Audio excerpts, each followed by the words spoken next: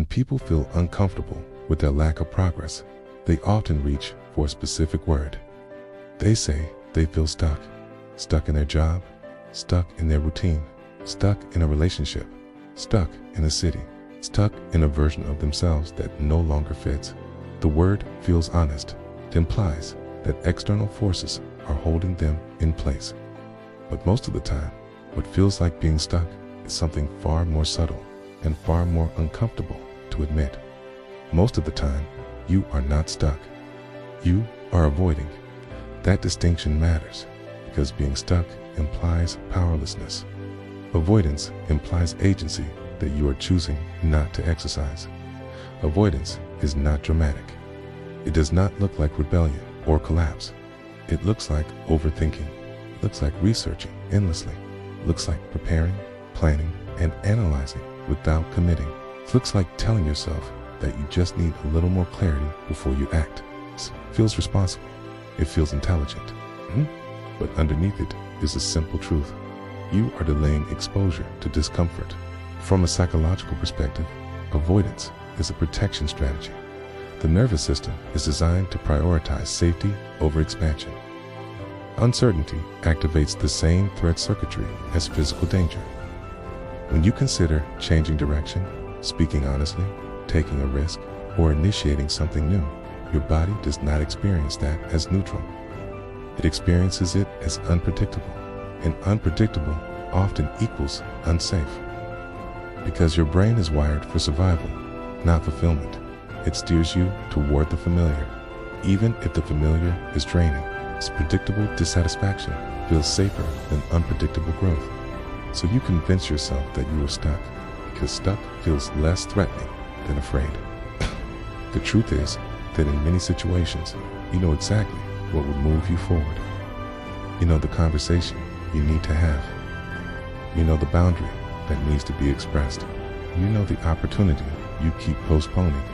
You know the application you could submit. You know the habit you need to break. You know the change that would disrupt your current stability. What you lack is not clarity. What you lack is willingness to tolerate discomfort. Avoidance often disguises itself as perfectionism. You tell yourself that you will act when you are fully prepared, when your plan is refined, when your confidence is higher. But perfection is an endlessly moving target. One more detail to adjust. One more reason to wait, okay? Perfectionism feels like discipline, but it is frequently fear in structured clothing. It also disguises itself as confusion. You say that you do not know what you want, and sometimes that is true. But often, what you mean is that you do know what you want, and you are aware of what it will require. You understand that wanting something different will disrupt expectations. It may disappoint someone. It may alter how you are perceived. It may require you to redefine yourself. Confusion becomes a shield that protects you from confronting that cost. Behaviorally, avoidance appears in predictable patterns. You spend time optimizing minor tasks instead of initiating major ones. You reorganize your environment instead of starting the difficult project. You consume books, podcasts, and videos about growth instead of applying what you already understand. But when preparation becomes a substitute for action, it becomes stagnation. There is an important distinction between being stuck and being paused at the edge of growth. Being stuck means there is genuinely no path forward. Being paused means you are standing at a threshold. The threshold feels uncomfortable because it demands movement into uncertainty. That discomfort can be misinterpreted as incapacity. In reality, it is hesitation rooted in fear. Fear of rejection, fear of failure, fear of embarrassment, fear of regret, fear of losing stability, fear of discovering that you are capable of more than you allow yourself. Even success can be destabilizing because success forces change. It requires you to become someone slightly different. Avoidance protects the current version of you. It preserves your relationships as they are. It keeps expectations predictable. It keeps your identity stable. Even if that identity feels restrictive, it is familiar. The human brain prefers familiar discomfort over unfamiliar possibilities. That preference is not weakness, it is wiring. But wiring can be overridden by a conscious choice.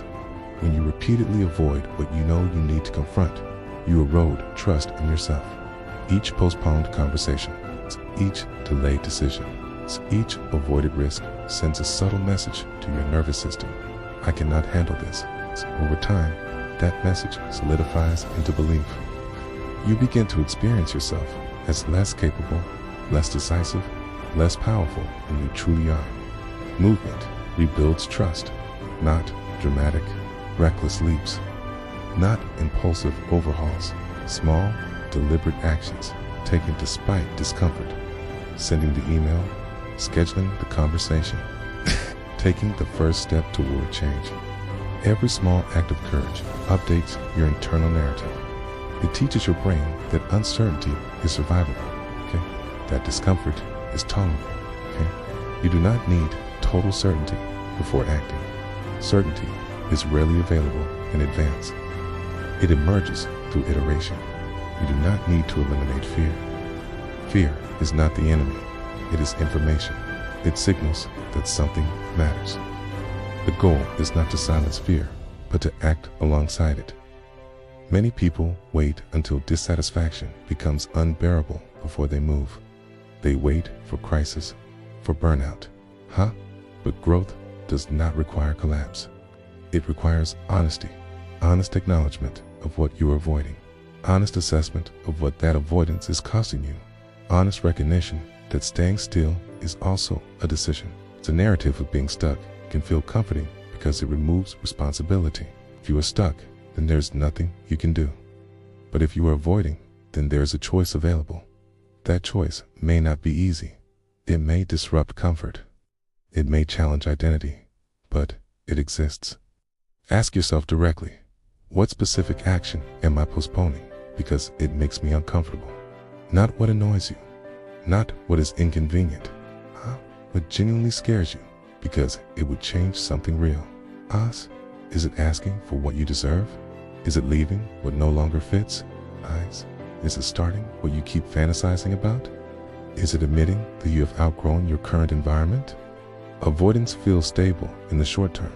It preserves equilibrium. But in the long term, it creates frustration, resentment, and self-doubt. Because somewhere inside, you know you are capable of movement. And when you repeatedly choose not to move, you begin to question your own strength. You are not powerless. You are protective. You are not incapable. You are cautious. You are not stuck.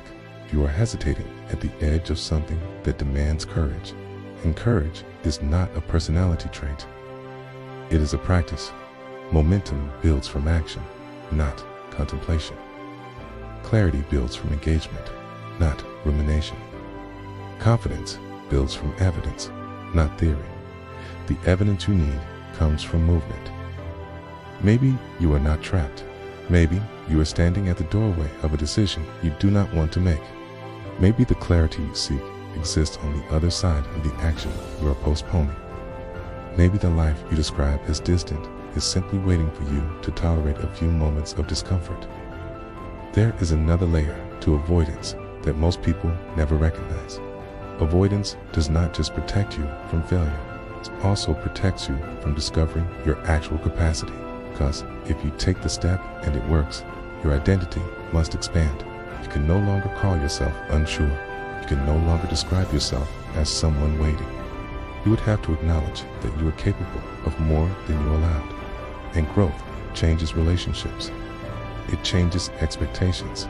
It changes how others see you. So avoidance becomes a way to keep everything stable. If you do not move, nothing shifts.